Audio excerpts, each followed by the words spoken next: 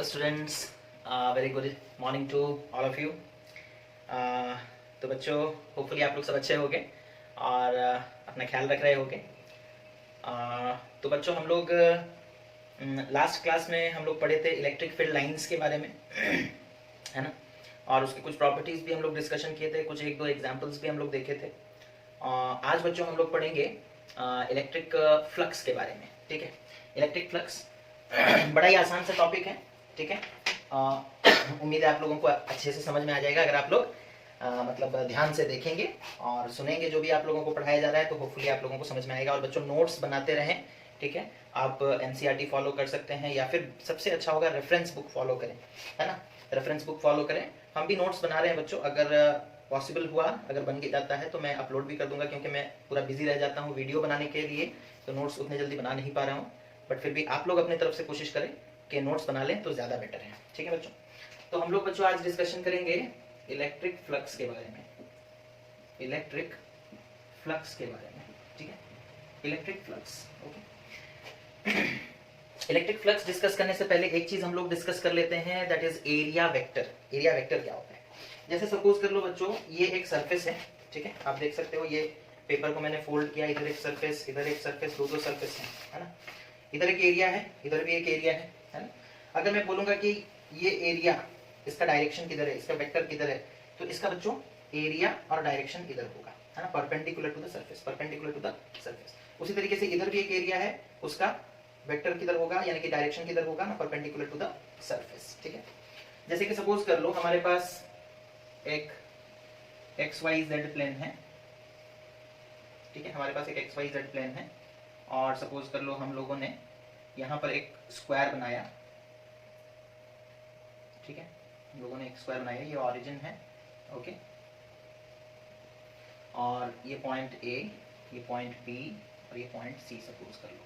Square है तो सारे साइड्स इक्वल होंगे। अगर ये A है तो इसका लेंथ भी A होगा, इसका लेंथ भी A, इसका लेंथ भी A, यानी कि AB is equals to A, BC is equals to A, CO is equals to A, यहाँ से यहाँ तक का length, and OA is also equals to A। तो सारे साइड्स इक्वल है। ठीक है, अच्छा अच्छा बच्चों बताओ हमें कि हम लोग क्या एरिया ऑफ दिस स्केल। अच्छा, ये स्क्वायर जो है कौन से प्लेन में? देखो, ये y एक्सिस है, ये x एक्सिस है और ये z एक्सिस। तो हमारा स्क्वायर जो है वो कौन से प्लेन में है ना, x और y के प्लेन में है ना। उसके कुछ कोऑर्डिनेट्स x में है और कुछ कोऑर्डिनेट्स y में है, z में कोई कोऑर्डिनेट नहीं है। तो एरिया को देखो हम यहाँ पर इस तरीके से लिखेंगे, है ना।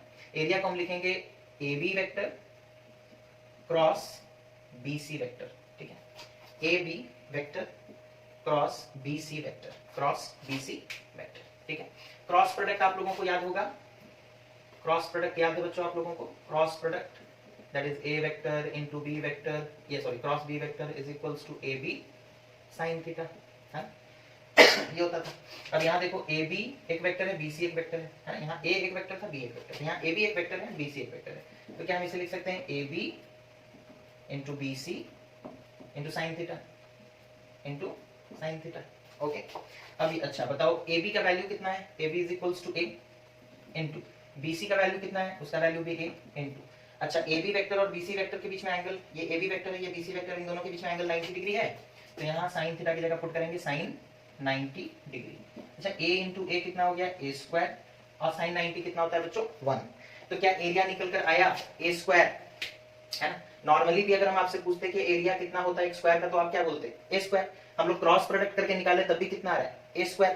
तो फिजिक्स में इस कंसेप्ट को समझने के लिए बच्चों हम लोगों को एरिया को कैसा कंसीडर करना पड़ेगा? वेक्टर क्वांटिटी कंसीडर करना पड़ेगा। अच्छा जब हम लोग क्रॉस प्रोडक्ट करते हैं तो जो रिजल्ट आता है वो भी एक वेक्टर क्वांटिटी होता है ना। डॉट प्रोडक्ट में क्या होता है? जो रिजल्ट आता है वो स्केलर क्वांटिटी होता है। आप लोगों को याद होगा dot product, cross product. Dot product में रिजल्ट स्केलर है, क्रॉस प्रोडक्ट में रिजल्ट वेक्टर होता है। वेक्टर है मतलब इसका डायरेक्शन भी होगा, है ना। डायरेक्शन किधर होगा ना, बड़े आसान तरीके से याद रख सकते हो। अगर x y प्लेन में हमारा स्क्वायर बना हुआ है, ठीक है, तो इसका जो एरिया वेक्टर होगा बच्चों, इससे परपेंडिकुलर ऐसे बाहर निकल रहा होगा या फिर अंदर की तरफ जा रहा होगा, परपेंडिकुलर होगा, है ना। या तो इस सरफेस से बाहर निकल रहा होगा दैट इज z एक्सिस में, या फिर अंदर की तरफ जा रहा होगा दैट इज z एक्सिस में। ठीक है, जेड एक्सिस एक तरफ अगर पॉजिटिव है तो अंदर की तरफ नेगेटिव होगा। अच्छा, आप लोग वेक्टर में ये भी पढ़े हो कि एक्स एक्सिस में जो डायरेक्शन, एक्स एक्सिस को डायरेक्शन को दिखाने के लिए हम लोग आई कैप यूज करते हैं, वाई एक्सिस के डायरेक्शन को दिखाने के लिए हम लोग जे कैप यूज करते हैं, और जेड एक्सिस के डायरेक्शन को दिखाने के लिए हम लोग के कैप यूज करते हैं। तो क्या हम यहाँ पर लिख सकते हैं ए स्क्वायर के कैप, बिकॉज एक्स और वाई में ये स्क्वायर है, तो जो एरिया वेक्टर होगा वो उससे परपेंडिकुलर होगा। परपेंडिकुलर यानी कि जेड एक्सिस में बाहर निकल रहा होगा या फिर अंदर। हम ए स्क्वायर के कैप भी लिख सकते हैं, और हम ऐसे भी लिख सकते हैं ए स्क्वायर माइनस के कैप। ठीक है, कोई प्रॉब्लम नहीं होगा। समझ में आ गया इतना चीज? तो ये है बच्चों एरिया वेक्टर। अगर उसी तरीके से इतना समझ में आ गया, मिटा देते हैं। ठीक, अगर सपोज कर लो हमें एक इस तरीके से, सपोज ये वाई एक्सिस, ये एक्स एक्सिस, और सपोज कर लो ये Z axis, X Y Z. Suppose कर लो हमें यहाँ पर एक सर्कल दिया, ठीक है, सपोज कर लो हमें यहाँ पर एक सर्कल दिया, बोला फाइंड, सर्कल दिया जिसका रेडियस सपोज कर लो कितना है r, हमें बोला find the area vector, find the area vector. Okay, तो इस सर्कल का रेडियस दिया गया है बच्चों। एरिया तो आप निकाल ही सकते हो। एरिया का फॉर्मूला क्या होता है? Area of a circle, area of a circle कितना हो जाएगा ना, it will be equal to pi are square. अच्छा, अब ये देखो, ये जो सर्कल हमने बनाया है ये जेड एक्सिस और एक्स एक्सिस में है, तो इसका जो एरिया वेक्टर का डायरेक्शन होगा वो किधर होगा? एक्स एक्सिस की तरफ। किधर होगा? ऊपर की तरफ, परपेंडिकुलर होगा, सरफेस से परपेंडिकुलर होगा। कैसा होगा बच्चों? सरफेस से परपेंडिकुलर, ये एंगल 90 डिग्री। तो एरिया वेक्टर, एरिया तो निकल गया इतना, एरिया वेक्टर कितना हो जाएगा ना, area vector will be equal to, area vector will be equal to pi are square. अच्छा, किधर जा रहा है? ऊपर भी जा सकता है और नीचे भी आ सकता है ना, परपेंडिकुलरली डाउनवर्ड भी तो हो सकता है इसका एरिया वेक्टर। तो हम इसे लिख सकते हैं pi are square, y axis में जा रहा है तो जे कैप, और pi are square minus j cap, minus j cap. समझ में आ गया? ये जो हम लोग एरिया वेक्टर निकाल रहे हैं, किसका निकाल रहे हैं? 2D सरफेस का, 2D सरफेस का। ओके, किसका निकाल रहे हैं बच्चों? 2D सरफेस का। ठीक है, यहाँ पर देखो 2D सरफेस के लिए एरिया वेक्टर सरफेस से बाहर भी हो सकता है, सरफेस के अंदर भी हो सकता है। जैसे सपोज कर लो ये एक प्लेन है, तो इसका एरिया वेक्टर इधर से अगर हम देख रहे हैं तो इधर ऊपर की तरफ भी हो सकता है, अंदर की तरफ भी परपेंडिकुलरली जा सकता है, यानी कि नीचे की तरफ भी हो सकता है, ऊपर भी हो सकता है, नीचे भी हो सकता है। समझ में आया? ओके, अगर हम लोग यहाँ पर 3D सरफेस ले लें, 2D सरफेस को बच्चों हम लोग ओपन सरफेस भी बोलते हैं। क्या बोलते हैं? ओपन सरफेस, है ना, ओपन सरफेस। ठीक है, इतना पहले नोट कर लो। ओके, अब उसके बाद हम लोग अभी तक फ्लक्स तक पहुंचे नहीं है बच्चों, पहले तो एरिया वेक्टर निकालना सीख लेंगे, फिर उसके बाद फ्लक्स के बारे में बात करेंगे। सपोज कर लो क्लोज्ड सरफेस है। कैसा सरफेस है? Closed surface. जैसे सपोज कर लो यहां पर एक इस तरीके से, सपोज कर लो एक क्यूब है, ठीक है, इसके अलग अलग फेसेस होंगे। ये इधर एक फेस दिख रहा है आपको, है ना, उसके ऑपोजिट में ये वाला फेस, है ना, नीचे बेस में ये है बच्चों, बेस इधर है ऐसा, ये एक ऊपर का फेस, है ना, एक सामने होगा एक पीछे की तरफ होगा, है ना, इतने फेसेस होंगे। ठीक है, सपोज इसे हम बोलते हैं फेस नंबर 1, ये सपोज फेस नंबर 2, ये फेस नंबर 3, ये फेस नंबर 4, सामने की तरफ जो फेस है वो फेस नंबर 5, और पीछे की तरफ जो फेस है वो फेस नंबर 6। ठीक है, अच्छा, क्लोज्ड सरफेस में एरिया वेक्टर थोड़ा सा डिफरेंस आ जाता है। ठीक है, जैसे सपोज कर लो हम आपको, सपोज ये एक क्यूब है ना, सपोज कर लो ये क्या है? Cube with side A, with side A centimetre. ठीक है, साइड कितना है? ए। तो इस सरफेस का एरिया कितना होगा? सरफेस 1 का, सरफेस 1 का एरिया कितना होगा ना? ए स्क्वायर। एरिया वेक्टर किधर होगा ना? ये सरफेस है ना, क्यूब के अंदर नहीं घुसना है, क्यूब से बाहर निकलना है, क्यूब से बाहर निकलना है। समझ में आ रहा है? तो ए स्क्वायर, और इधर कौन सा होता है ना? माइनस आई कैप, माइनस आई कैप। समझ में आया? इसका एरिया वेक्टर कैसे निकाले हम लोग? जो सरफेस है बच्चों उससे बाहर की तरफ, क्यूब के अंदर नहीं घुसना है। 2D सरफेस होता है तो इधर भी एरिया वेक्टर होता है, उधर भी एरिया वेक्टर होता है, लेकिन हमारा क्लोज्ड सरफेस में सिर्फ बाहर की तरफ ही लेना अलाउड है, बाहर की तरफ ही एरिया वेक्टर लेना अलाउड है। तो इधर होगा एरिया वेक्टर, किधर होगा ना? ए स्क्वायर वैल्यू हो गया, डायरेक्शन किधर हो गया? माइनस आई कैप, है ना। अगर हम लोग एक्स वाई जेड एक्सिस बनाते हैं तो आपको पता होगा एक्स एक्सिस इधर पॉजिटिव होता है, इधर अगर हम देखेंगे तो एक्स एक्सिस नेगेटिव होता है, इधर नेगेटिव होता है, इधर पॉजिटिव होता है। तो इधर जा रहा है, लेफ्ट की तरफ जा रहा है, तो उसे हम लोग माइनस आई कैप से रिप्रेजेंट कर सकते हैं। उसी तरीके से सरफेस 3 का देखो, सरफेस 3, सरफेस 3 देखो, ये वाला सरफेस। अब यहाँ पर एरिया वेक्टर बच्चों बाहर की तरफ निकलेगा, इधर बाहर की तरफ, अंदर की तरफ नहीं आएगा। और ये वाला कौन सा? पॉजिटिव एक्स डायरेक्शन है, तो एरिया वेक्टर हो जाएगा ए स्क्वायर आई कैप। ठीक है, ए स्क्वायर आई कैप। उसी तरीके से देखो सरफेस 2 के बारे में अगर हम लोग बात करेंगे, ऊपर का जो सरफेस है, इसका एरिया वेक्टर ऊपर की तरफ होगा, सरफेस 4 का एरिया वेक्टर ऐसे नीचे की तरफ होगा, अंदर नहीं घुसेगा कोई भी। तो क्लोज्ड सरफेस में पता ये चला कि एरिया वेक्टर्स जो है वो हमेशा बाहर की तरफ निकलते हैं, है ना, they are always taken outside, okay, not inside the closed surface, उनका डायरेक्शन कभी भी अंदर की तरफ नहीं होगा। समझ में आया? ओके। और एक एग्जांपल ले लेते हैं, जैसे सपोज कर लो ये हो गया, ओके, सपोज कर लो एक सिलेंडर, मैथ्स में आप लोग पढ़े होगे, है ना, मैथ्स में आप लोग पढ़े होगे, इसके दो सरफेस, तीन सरफेसेस होते हैं, एक तो ये वाला सरफेस, एक नीचे ये वाला सरफेस, और एक कर्व्ड सरफेस, है ना, और एक कर्व्ड सरफेस, ओके। जैसे सपोज कर लो हम लोग यहाँ पर देखेंगे, ये एक सिलेंडर जैसा दिख रहा है बच्चों, एक ये वाला सरफेस है ना, एक यहाँ पर ये वाला सरफेस है, ये तो हॉलो है, लेकिन यहाँ पर अगर ये बंद होता, ठीक है, तो ये एक सरफेस होता, और एक कर्व्ड सरफेस, एक क्या होता है, कर्व्ड सरफेस, ओके। अब देखो, अगर हमें बोला जाएगा, सपोज हम इसका नेमिंग कर देते हैं, ये सरफेस 1, ये सरफेस 2, और ये वाला जो सरफेस है, जो कर्व्ड सरफेस है, उसे हम दे दिए सरफेस 3, सरफेस 3। अब हमें बोला जाएगा फाइंड, और इस सिलेंडर का रेडियस सपोज कर लो कितना है, r, स्मॉल r, रेडियस कितना है, सपोज कर लो स्मॉल r। तो surface area vector of surface 1 कितना होगा, सरफेस 1 ये वाला देख लो, इसका एरिया कितना हो जाएगा, पाई r स्क्वायर, है ना, सर्कल कैसा है, और ऊपर की तरफ होगा डायरेक्शन, डायरेक्शन किधर होगा, अपवर्ड, है ना, डायरेक्शन किधर होगा, अपवर्ड। अंदर घुसेगा क्या सिलेंडर के, नहीं, ऊपर यानी कि वाई, सॉरी जे कैप, समझ में आ रहा है? उसी तरीके से देखो सरफेस 2 का अगर हम लोग देखेंगे, एरिया वेक्टर ऑफ सरफेस 2, ठीक है, दूसरे सरफेस का, इसका ये वाला एरिया, और डायरेक्शन किधर होगा, डाउनवर्ड, तो ये हो जाएगा पाई r स्क्वायर, और डायरेक्शन किधर हो जाएगा, minus j cap. Curve surface इस पॉइंट पे निकालना है तो एरिया वेक्टर का डायरेक्शन इधर होगा, इस पॉइंट पे निकालना है एरिया वेक्टर का डायरेक्शन इधर होगा, आउटवर्ड होगा, और एंगल कितना बना रहा होगा, 90 डिग्री, है ना, एंगल कितना बना रहा होगा, सारे के सारे सरफेस के साथ कैसे होंगे, परपेंडिकुलर होंगे, सरफेस के साथ कैसे होंगे, परपेंडिकुलर होंगे। समझ में आ गया एरिया वेक्टर, ओके, इसे हटा देते हैं। अब हम लोग बात करेंगे इलेक्ट्रिक फ्लक्स, अब हम लोग बात करेंगे क्या, इलेक्ट्रिक फ्लक्स के बारे में। इलेक्ट्रिक फ्लक्स क्या होता है बच्चों ना, इलेक्ट्रिक फ्लक्स को हम लोग कह सकते हैं कि it is the number of electric field lines passing perpendicular to a plane surface, okay, electric flux क्या हो जाएगा, the number of electric field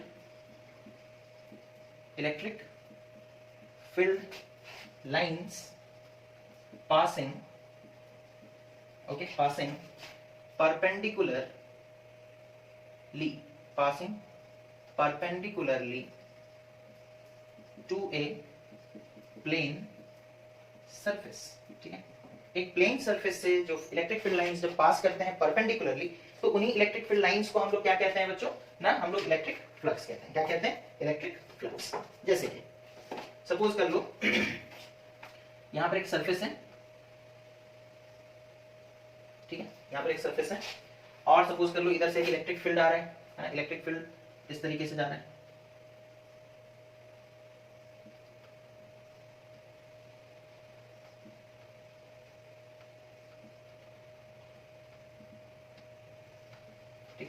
देखो यहां पर हमने एक सरफेस रख दिया था, ये वाला सरफेस, ओके।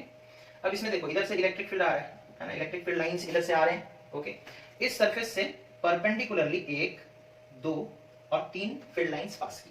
तो यहां पर अगर हमें कोई पूछेगा इलेक्ट्रिक फ्लक्स कितना है, तो हम बोलेंगे 3। इलेक्ट्रिक फ्लक्स कितना है ना, 3। इलेक्ट्रिक फ्लक्स क्या होता है, the number of electric field lines passing perpendicularly to a plane surface, ये एक प्लेन सरफेस था, इससे परपेंडिकुलरली कितने फील्ड लाइंस पास किए बच्चों ना, 3। तो यहाँ पर हम लोग बोलेंगे इलेक्ट्रिक फ्लक्स का वैल्यू कितना है ना, 3। इलेक्ट्रिक फ्लक्स का वैल्यू कितना है ना, 3। अच्छा, इलेक्ट्रिक फ्लक्स को हम लोग डिनोट करते हैं सिंबल फाई से, किससे, फाई, बहुत जगह फाई ई भी लिखा रहता है, यानी कि electric flux, E for electric, okay, E for electric, समझ में आ गया। अच्छा अगर सपोज कर लो बच्चों हम लोग क्या करते हैं, अब हम लोग चेक करेंगे कि जो फाई है, ठीक है, दैट इज इलेक्ट्रिक फ्लक्स, वो कौन कौन सी चीजों पर डिपेंड करता है। पहले तो समझ में आ गया इलेक्ट्रिक फ्लक्स क्या है, कितने इलेक्ट्रिक फील्ड लाइंस परपेंडिकुलरली पास कर रहे हैं एक सरफेस से, उसे हम लोग कहते हैं इलेक्ट्रिक फ्लक्स, उसे हम लोग क्या कहते हैं, इलेक्ट्रिक फ्लक्स, ठीक है। अच्छा, अभी हम लोग कुछ सिनेरियोज यहाँ पर चेंज करेंगे और देखेंगे इलेक्ट्रिक फ्लक्स को क्या होता है, ठीक है। सपोज कर लो बच्चों हम लोग क्या किए ना, एक सरफेस लिए, ठीक है, और यहां पर भी हम लोग उतना ही बड़ा एक सरफेस लेते हैं, ठीक है, दोनों का एरिया बराबर है, ओके। यहां पर हम लोग एक इलेक्ट्रिक फील्ड, और यहां पर ये दूसरा केस है, यहां पर भी एक इलेक्ट्रिक फील्ड, सपोज ये E1 है और ये सपोज कर लो E2 है, ठीक है। और हमें ये बोला गया कि E2 इलेक्ट्रिक फील्ड जो सेकंड वाला है, it is greater than E1, या फिर सिर्फ ग्रेटर देन E1। यहाँ पर जो इलेक्ट्रिक फील्ड है बच्चों वो ज्यादा है, उसका इंटेंसिटी ज्यादा है, और यहाँ पर जो है इलेक्ट्रिक फील्ड जो है उसका इंटेंसिटी कम है, उसका स्ट्रेंथ कम है। अच्छा, हम लोग लास्ट क्लास में इलेक्ट्रिक फील्ड लाइंस जब पढ़े थे तो हम लोग बोले थे electric field lines is directly proportional to strength of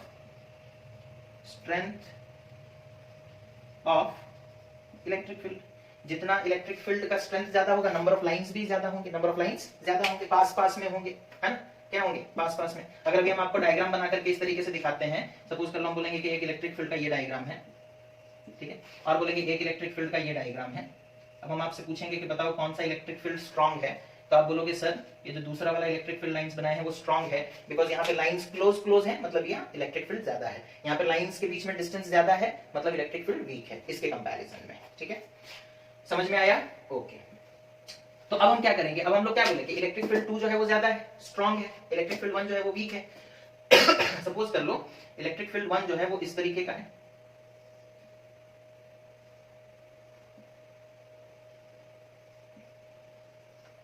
ठीक है, और इलेक्ट्रिक फील्ड 2 जो है बच्चों वो काफी स्ट्रांग है, तो फील्ड लाइंस काफी क्लोज होंगे, है ना। इसका एरिया सपोज कर लो, ये जो सरफेस हम लोग लिए थे इसका एरिया कितना है ना A, ठीक है, और इसका एरिया भी कितना है ना A, इसका एरिया भी कितना है ना A, दोनों का एरिया सेम है, ठीक है।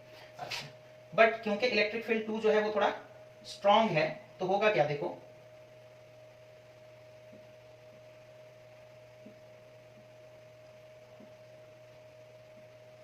होगा क्या, देखो बच्चों यहां पर number of electric field lines passing through the same area, है, सरफेस एरिया हम लोग बढ़ाए नहीं है, लेकिन देखो number of electric field lines 1 2 3, ये भी 90 डिग्री बना रहे, 4 5 6, यहाँ पर कितने इलेक्ट्रिक फील्ड लाइंस पास कर रहे हैं, क्योंकि इलेक्ट्रिक फील्ड का स्ट्रेंथ हम लोग बढ़ा दिए तो फ्लक्स कितना हो गया 6। यहाँ पर इलेक्ट्रिक फील्ड का स्ट्रेंथ कम था, उतना ही बड़ा एरिया लिए थे, लेकिन फ्लक्स कितना आया यहाँ पर 2, है ना। तो यहाँ फाई का वैल्यू कितना आया बच्चों, यहाँ फाई का वैल्यू आया 2, ठीक है, और यहाँ फाई का वैल्यू कितना आ रहा है, दैट इज इलेक्ट्रिक फ्लक्स का वैल्यू कितना आ रहा है 6 आ रहा है, ठीक है, आ रहा है ना, ओके। तो एक चीज हमें पता चला कि इलेक्ट्रिक फ्लक्स ज्यादा होगा अगर इलेक्ट्रिक फील्ड ज्यादा हो, इलेक्ट्रिक फ्लक्स ज्यादा होगा अगर इलेक्ट्रिक फील्ड ज्यादा हो, एरिया तो दोनों का सेम था, है ना। तो पता ये चला कि electric flux is directly proportional to electric field, है ना, electric flux is directly proportional to electric field. इतना क्लियर है? ओके, इतना समझ में आ गया। एक रिलेशन हमें पता चल गया, क्या पता चला बच्चों ना, electric flux is directly proportional to electric field. जितना स्ट्रांग होगा इलेक्ट्रिक फील्ड उतना ज्यादा होगा फ्लक्स का वैल्यू, उतना ज्यादा होगा फ्लक्स का वैल्यू, एरिया सेम है, एरिया सेम, ठीक है। अब इसे मिटाते हैं, दूसरा वाला देखते हैं किस पे डिपेंड करता है फ्लक्स। ओके, अभी हम क्या करेंगे, इलेक्ट्रिक फील्ड सेम रखेंगे बच्चों और एरिया को चेंज कर देंगे। सपोज कर लो यहां पर इलेक्ट्रिक फील्ड लाइंस इस तरीके से हैं, ठीक है, और जो सेकंड केस है वहां पर भी इलेक्ट्रिक फील्ड हम बोले कि सेम रखेंगे, इलेक्ट्रिक फील्ड को चेंज नहीं करेंगे, ठीक है। देखो डायग्राम बना रहे हैं, लगभग सेम तो दिख ही रहा होगा, है ना। तो इलेक्ट्रिक फील्ड हम लोग सेम करते हैं। अब हम क्या किए, यहां पर एक एरिया कंसिडर करते हैं, सपोज कर लो इतना बड़ा एरिया हम कंसिडर किए, ठीक है। अब आपको दिख रहा होगा कि इस एरिया से कितना फील्ड लाइंस क्रॉस कर रहा है ना, ये एक हो गया, ये दूसरा और ये तीसरा। तो यहाँ फाई ई का वैल्यू कितना आएगा 3, ठीक है, हमसे वैल्यू बता रहे, यूनिट अभी बात डिस्कशन नहीं की, ओके। तो यहाँ फ्लक्स का वैल्यू कितना आया बच्चों 3, कितना आया 3, ठीक है। अच्छा, अगर हम यहाँ पर देखते हैं, यहाँ इलेक्ट्रिक फील्ड ई वेक्टर है, यहाँ पर भी इलेक्ट्रिक फील्ड कितना है ई वेक्टर है, दोनों जगह पर स्ट्रेंथ क्या है बच्चों सेम है, दोनों जगह पर स्ट्रेंथ क्या है सेम है, ओके, दोनों जगह पर स्ट्रेंथ क्या है बच्चों सेम है ना। बट यहाँ पर जो एरिया हम चूज करने जा रहे हैं, ठीक है, लाइंस को थोड़ा सा लंबा बना देते हैं, ठीक है, डिस्टेंस उनका सेम रखा गया है ना, ठीक है, एक लाइन ऑफ फोर्स और दूसरे लाइन ऑफ फोर्स के बीच में डिस्टेंस सेम है, यहाँ से यहाँ तक जितना, यहाँ से यहाँ तक, और दोनों सेम, यहाँ पर भी इलेक्ट्रिक फील्ड का वैल्यू ई है, यहाँ पर भी इलेक्ट्रिक फील्ड का वैल्यू ई है। अब यहाँ पर हम क्या किए, जो एरिया हम चूज किए, सपोज कर लो हम इतना बड़ा एक एरिया चूज कर लिए, ठीक है। तो अब हुआ क्या बच्चों ना, अब हम लोग देख रहे हैं कि जब एरिया कम था, ठीक है, तो 3 लाइंस ऑफ फोर्स पास कर रहे थे, है ना, तो फ्लक्स का वैल्यू 3 आ रहा था। अब हम लोग क्या किए, इलेक्ट्रिक फील्ड वही है, लाइंस वही है, लेकिन हम लोग एरिया जो कंसीडर किए उसे बढ़ा दिए, ठीक है। तो अभी लाइंस ऑफ फोर्स कितने हो गए, 5, फ्लक्स कितना हो गया, 5 हो गया, 1 2 3 4 5 सब पास कर रहे हैं उसके थ्रू। तो पता ही चला कि एरिया 1, सपोज यहां पर था एरिया 1 और ये था area 2, such that area 2 is greater than area 1, ठीक है। तो phi 2 is greater than phi 1 आया या नहीं, ठीक है। यहाँ पर जो इलेक्ट्रिक फ्लक्स डेवलप हुआ, सपोज हम लोग phi 2 बोले, और यहाँ पर जो इलेक्ट्रिक फ्लक्स डेवलप हुआ उसे सपोज कर लो phi 1 बोले। तो एरिया 2 बढ़ा है तो phi 2 बढ़ा आया, एरिया 1 कम था इसी के लिए phi 1 कम आया। तो एरिया पे भी डायरेक्टली डिपेंड करता है, एरिया बढ़ा दोगे तो फ्लक्स बढ़ जाएगा, है ना, एरिया बढ़ा दोगे तो फ्लक्स बढ़ जाएगा। तो दूसरा चीज हम लोगों को पता चला, that is flux, electric flux is directly proportional to area, is directly proportional to area vector. समझ में आ गया इतना, ठीक है, समझ में आ गया, ओके, मिटा दे इसे।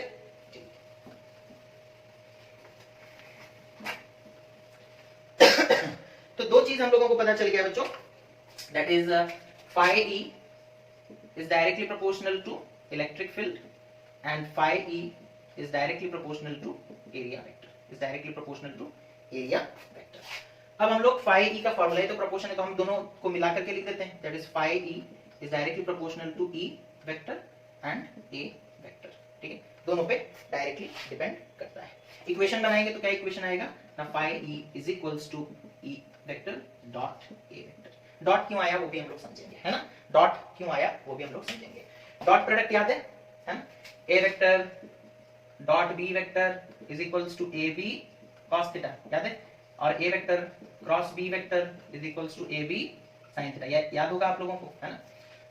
तो डॉट में कॉस थीटा आ जाता है और यहाँ पर जो रिजल्ट आता है वो कैसा आता है, स्केलर, कैसा आता है, स्केलर, ठीक है।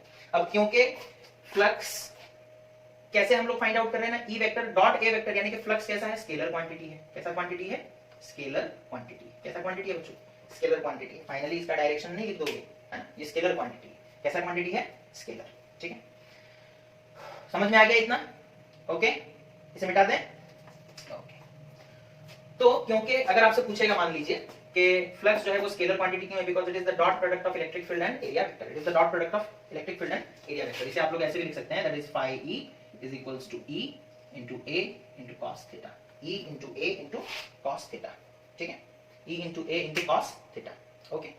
अच्छा, अब हम लोग 2-3 एग्जांपल्स लेकर के समझते हैं, ठीक है, ओके। जैसे सपोज कर लो हमें एक सरफेस दिया गया है इस तरीके से, ओके, और यहाँ पर सपोज कर लो हमें बोला गया कि लाइंस ऑफ फोर्स इस तरीके से पास कर रहे हैं, ठीक है, ओके। ये जो सरफेस हम लोग चूज किए हैं उसका लेंथ और ब्रेड्थ सपोज कर लो सब a है, ओके। अच्छा, और दूसरी तरफ हम लोग एक फ्लैट सरफेस ऐसा लिए हैं, ओके, इस तरीके से सरफेस एक लिए, ओके, और इससे लाइंस ऑफ फोर्स टच करते हुए चले जा रहे, क्रॉस नहीं कर रहे, मतलब समझ में आ रहा है। ये वाला जो डायग्राम है बच्चों उसमें सरफेस ऐसे है, लाइंस ऑफ फोर्स ऐसे जा रहे हैं, दूसरा वाला जो डायग्राम है उसमें सरफेस ऐसे है, लाइंस ऑफ फोर्स ऐसे जा रहे हैं, क्रॉस नहीं कर रहे हैं, ऐसे जा रहे हैं, ठीक है। तो इस केस में एरिया वेक्टर किधर होगा, आउटवर्ड, यहाँ पर एरिया वेक्टर किधर होगा, बाहर की तरफ निकल रहा होगा, है ना। इलेक्ट्रिक फील्ड देखो इधर है, इलेक्ट्रिक फील्ड लेफ्ट से राइट जा रहा है, और अगर हम लोग इस सरफेस का हम आपसे पूछेंगे एरिया वेक्टर, तो ये सरफेस ऐसा हो गया, उसका एरिया वेक्टर परपेंडिकुलर होगा, बाहर की तरफ निकलेगा, किधर निकलेगा, बाहर की तरफ, ठीक है। तो इलेक्ट्रिक फील्ड इधर और एरिया वेक्टर बाहर की तरफ ऐसे आ रहा है ना, बाहर की तरफ आ रहा है, तो एंगल कितना हो गया 90 डिग्री, एंगल कितना हो गया 90 डिग्री, इलेक्ट्रिक फील्ड और एरिया वेक्टर में एंगल कितना हो गया 90 डिग्री, है। अच्छा, ये सरफेस जो है मैंने डायग्राम में इस तरीके से शो किया है, एक्चुअली में ये सरफेस ऐसा है, लाइंस ऑफ फोर्स ऐसे जा रहे हैं, इलेक्ट्रिक फील्ड इधर मूव कर रहा है, इलेक्ट्रिक फील्ड का डायरेक्शन इधर, और इस सरफेस का बच्चों अगर हम एरिया वेक्टर पूछेंगे तो एरिया वेक्टर भी आउटवर्ड इधर होगा, है। तो यहाँ पर इलेक्ट्रिक फील्ड का डायरेक्शन भी इधर है और एरिया वेक्टर का डायरेक्शन भी इधर ही है, तो दोनों के बीच में एंगल कितना हो गया 0 डिग्री। यहाँ पे थीटा का वैल्यू कितना आ रहा है, theta is equals to 0 degree, यहाँ पर थीटा का वैल्यू कितना आ रहा है बच्चों 90 डिग्री, ठीक है 90 डिग्री। अब हम आपसे पूछेंगे कि यहाँ पर फ्लक्स कितना हो जाएगा, आप बोलोगे अभी पढ़े थे flux is equals to E vector dot A vector, that is E A cos theta, okay. अच्छा, तो ई इंटू ए, एरिया कितना होगा, साइड ए है ना, यहाँ से यहाँ तक का लेंथ ए, यहाँ से यहाँ तक का लेंथ ए, तो ई ए स्क्वायर और कॉस कितना हो गया, कॉस 0 डिग्री, यहाँ पे थीटा कितना है बच्चों 0। इलेक्ट्रिक फील्ड भी इधर मूव कर रहा है, एरिया का डायरेक्शन भी इधर ही है ना, दोनों का डायरेक्शन सेम, तो एंगल कितना हो गया 0। तो यहाँ पर फ्लक्स कितना आ गया बच्चों ना EA स्क्वायर cos 0, तो cos 0 का वैल्यू कितना होता है 1, तो it will B EA square, ठीक है। अच्छा अब यहाँ पर देखो, यहाँ पर फ्लक्स कितना हो जाएगा ना, flux will be equal to E vector dot A vector है ना, which is equals to E vector EA cos theta, E का वैल्यू E, A का वैल्यू A स्क्वायर cos, यहाँ पे थीटा कितना 90, that is cos 90 degree, and cos 90 degree का value कितना होता है बच्चों 0, तो इट विल बी 0। यहाँ पर फ्लक्स कितना है, ठीक है। बिकॉज हम लोग डेफिनेशन याद करो, डेफिनेशन में क्या बोला गया था ना, इलेक्ट्रिक फ्लक्स क्या होता है, the number of lines of force passing perpendicularly, है ना, सरफेस से वो परपेंडिकुलर होना चाहिए, लेकिन यहाँ पर सरफेस ऐसा है ना, लाइंस ऑफ फोर्स ऐसे पास कर रहे हैं, ठीक है, लाइंस ऑफ फोर्स ऐसे, सरफेस ये है, सरफेस का एरिया वेक्टर इधर और लाइंस ऑफ फोर्स ऐसे जा रहे हैं, दोनों के बीच में एंगल 90 डिग्री हो गया, तो फ्लक्स 0 हो गया, फ्लक्स कितना हो गया 0 हो गया। समझ में आया, समझ में आया, ओके। अब उसके बाद हम लोग देखते हैं कि अगर सपोज कर लो एंगल 90 और 0 ना होकर के कुछ और हो तो कैसे निकालेंगे, ठीक है। ओके, जैसे सपोज कर लो हमें एक सरफेस दिया गया है,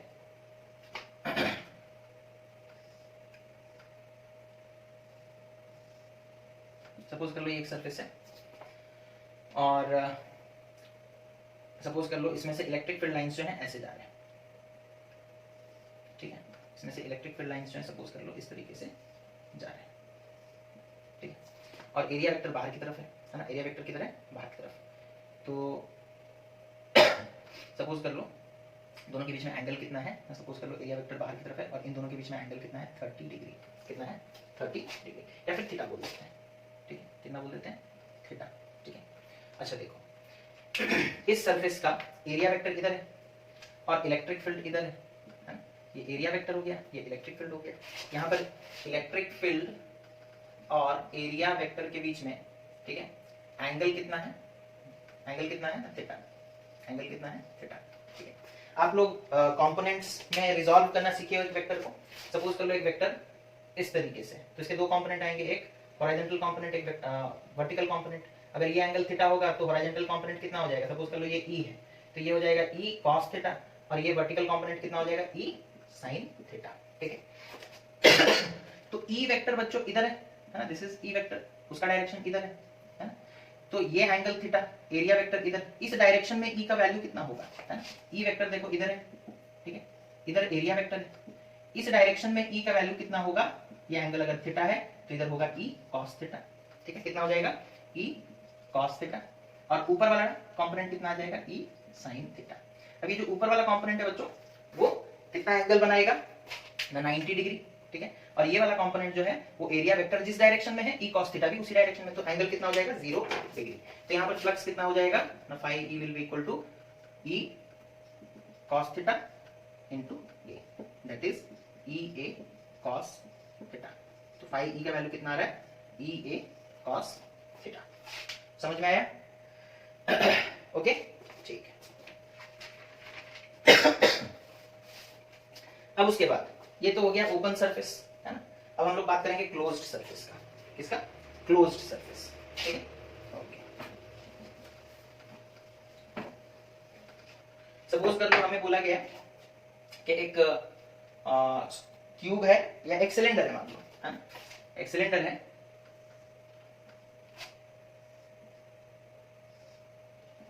ओके, ये सपोज y एक्सिस, ये x एक्सिस और ये z एक्सिस, ठीक है, इस तरीके से दिया गया है। ओके, अब सपोज कर लो यहां पर एक सिलेंडर रखा गया है,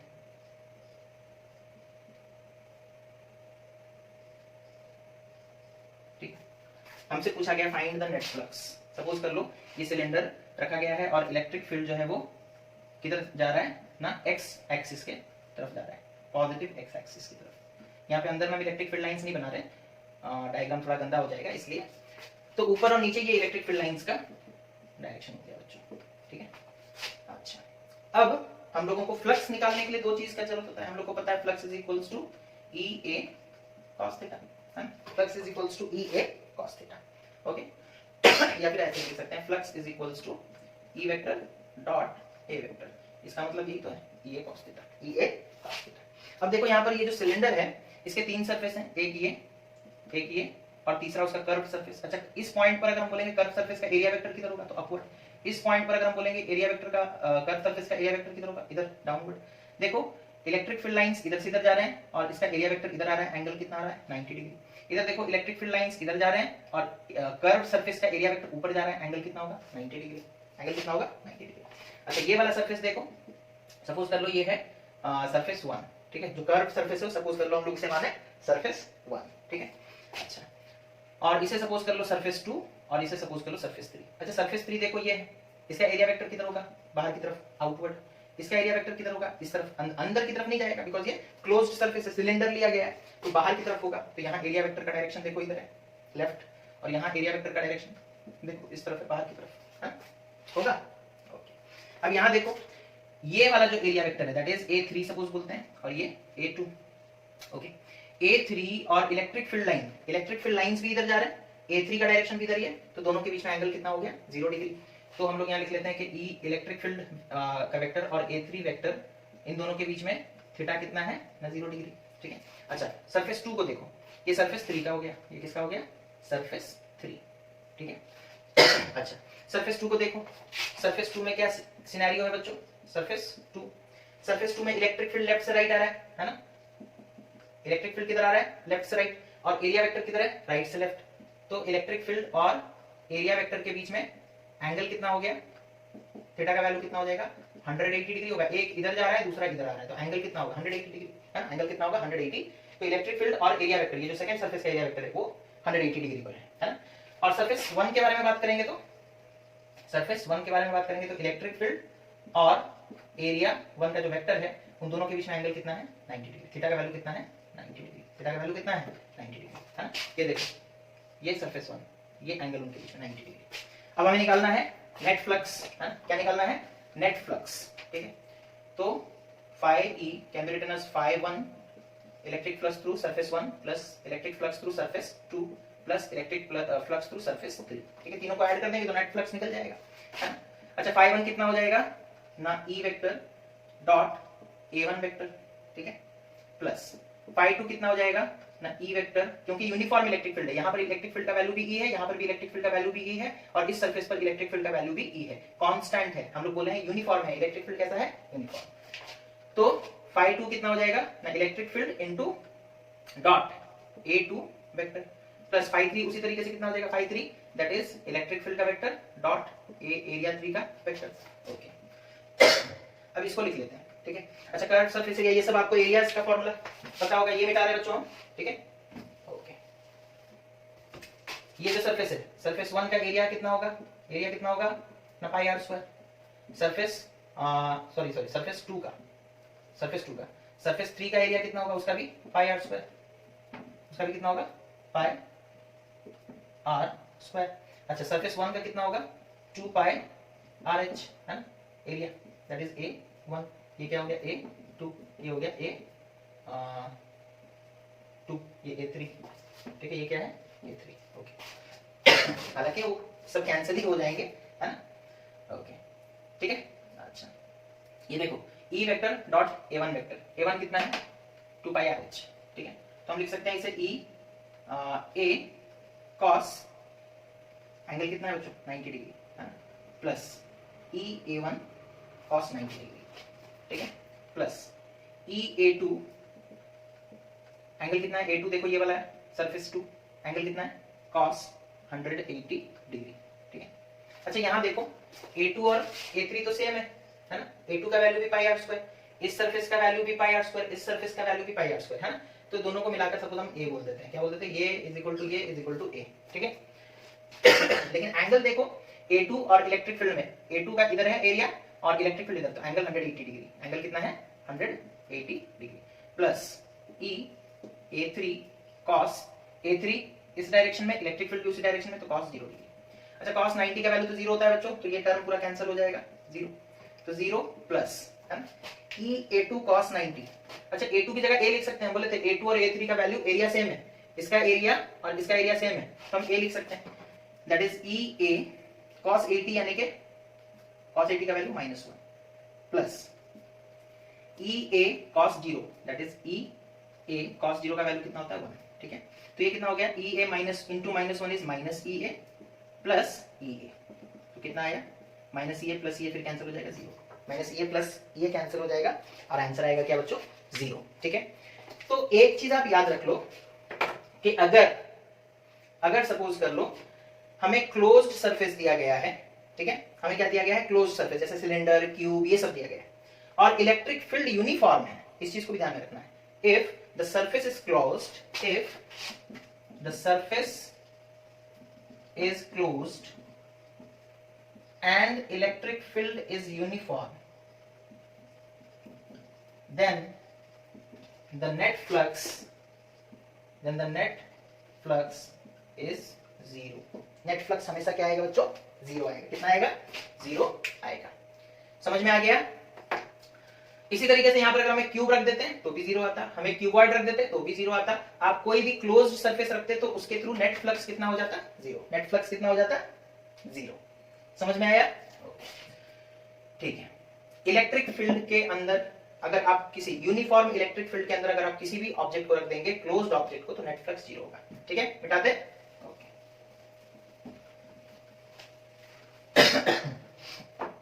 तो आपके लिए होमवर्क है कि आप लोग क्या ट्राई करेंगे ना, 2 चीज आप लोगों को ट्राई करना है। एक तो हो गया कि आप लोग XYZ एक्सिस बना करके एक क्यूब को रखेंगे और उसके थ्रू नेट फ्लक्स निकालेंगे। वहां पे 6 फेसेस होंगे, 6 फेसेस होंगे, ठीक है। उसमें से 4 तो ऐसे ही कैंसिल हो रहे होंगे, बस 2 का निकल कर आ रहा होगा और वो भी ऑपोजिट होंगे तो वो भी माइनस होकर के खत्म हो जाएंगे, है ना। समझ में आ गया इतना। तो this was all about electric flux. तो आज का वीडियो बच्चों यहीं पर रुकते हैं, नेक्स्ट क्लास में हम लोग इलेक्ट्रिक डाइपोल के बारे में बात करेंगे। तब तक आप लोग पढ़ाई करते रहें। Thank you, have a nice day.